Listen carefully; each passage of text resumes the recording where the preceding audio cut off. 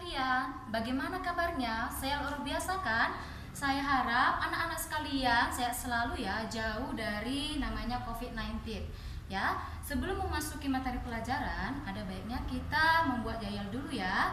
Mulai dari aku tahu aku bisa melakukan, aku tahu aku bisa melakukan, aku tahu aku bisa, aku tahu aku bisa melakukan.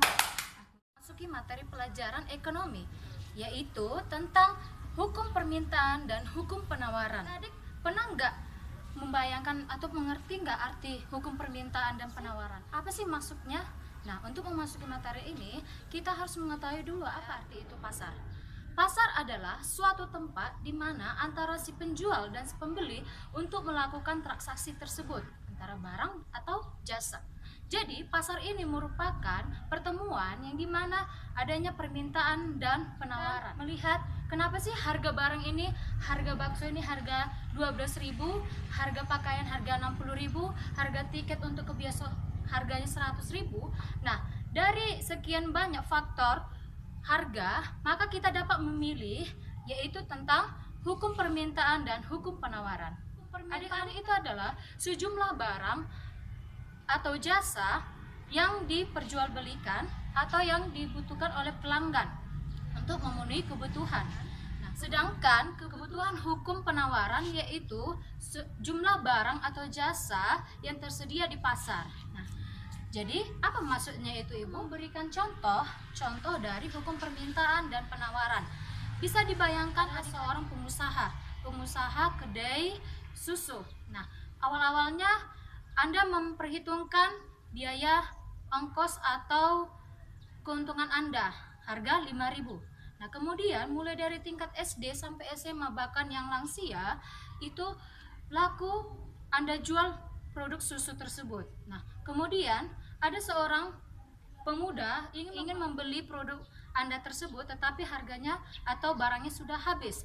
Maka orang itu akan pergi ke tempat yang lain dengan harga yang sama. Itu adalah pesaing Anda. Nah, kemudian jika Anda berpikir-pikir, pasti jika stok Anda itu tidak habis, maka pendapatan Anda akan semakin bertambah. Nah, kemudian bagaimana caranya supaya kita meningkatkan produktivitas kita? Maka kita akan menghubungi supplier toko susu atau pengusaha susu. Nah, kemudian stok kita tersedia, maka pelanggan kita yang ada sama kita itu akan datang kepada kita. Nah, kemudian dengan larisnya barang-barang kita, kita juga menambah dengan 5.000 menjadi 7.000, 7.000 menjadi 8.000, menjadi 10.000. Nah, kemudian dari grafik tersebut bahwa tingkat permintaan tinggi, maka tingkat harga juga akan semakin tinggi. Nah, itu termasuk dengan hukum permintaan. Nah, kemudian Anda membayangkan bahwa harganya itu Anda akan meningkatkan dari 10.000 menjadi 15.000. Nah, pelanggan Anda tidak mau membeli susu tersebut. Nah, kemudian pelanggan Anda itu pergi ke tempat yang lain dengan harga yang murah yaitu 10.000. Nah, kemudian Anda juga membuat 10.000. Padahal Anda supplier itu datang tiap bulan. Nah, bagaimana caranya?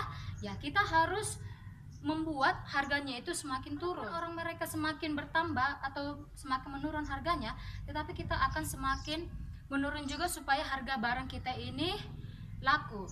Jadi dalam kurva penawaran yaitu semakin tinggi harga barang, semakin kurang juga harga pendapatan. Nah, jadi kita harus menseimbangkan bagaimana titik bertemunya antara si permintaan dengan penawaran. Titik permintaan dan penawaran itu berjumpa dari titik equilibrium, yang dimana titik keseimbangan antar si produsen atau konsumen ini sepakat untuk menyeimbangkan harga pasar tersebut. Demikianlah hasil materi pelajaran ini. Sekian dan terima kasih. Selamat pagi anak-anak.